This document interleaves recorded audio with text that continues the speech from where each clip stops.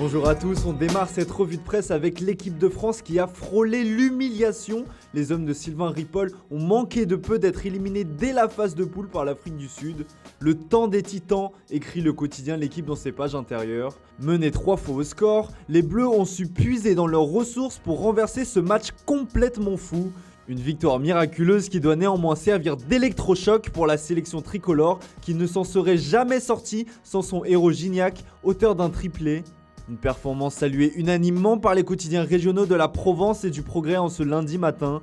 La France jouera sa qualification face au Japon ce mercredi à 13h30. Pour disputer les phases finales du tournoi olympique, 3 scénarios se dégagent. Une victoire par 2 buts d'écart pour passer devant le Japon, un succès par 1 but, mais le Mexique ne devra pas gagner dans le même temps face à l'Afrique du Sud.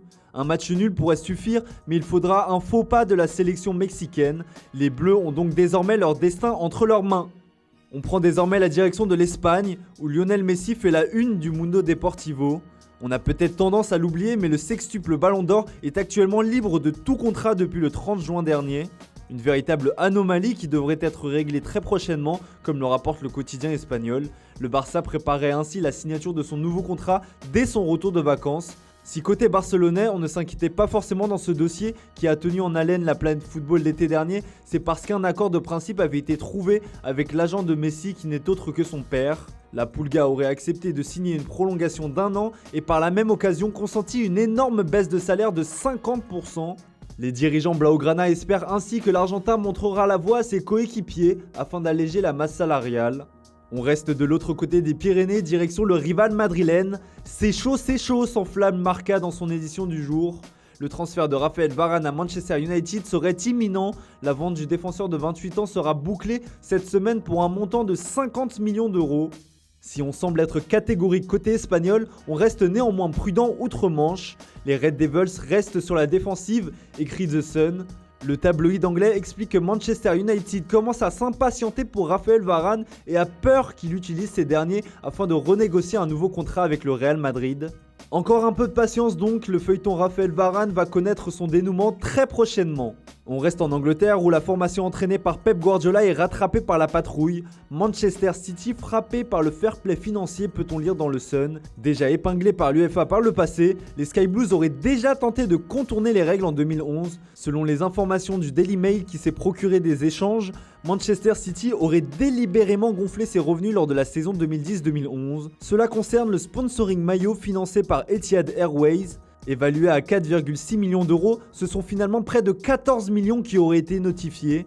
Le site web précise qu'en clair, Etihad n'aurait pas payé l'intégralité du montant indiqué, mais que c'est une autre entité des Émirats Arabes Unis qui aurait comblé la différence.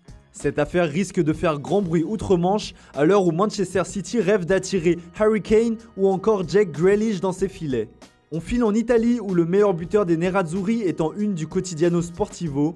Romelu Lukaku est invendable, peut-on lire. Malgré les problèmes financiers de l'Inter Milan qui ont en partie été comblés par la vente d'Achraf Hakimi au PSG, le buteur belge n'est pas sur le marché des transferts. Big Rom est invendable, répète le directeur sportif Giuseppe Marotta en une de Tuttosport. Des propos qui ont le mérite d'être clairs contrairement à l'avenir de Cristiano Ronaldo qui reste toujours aussi flou. Allegri attend un signal de CR7, écrit Tuttosport. Le Portugais a atterri hier à Turin et sera à l'entraînement ce lundi, mais impossible de savoir s'il portera bel et bien la tunique de la vieille dame cette saison.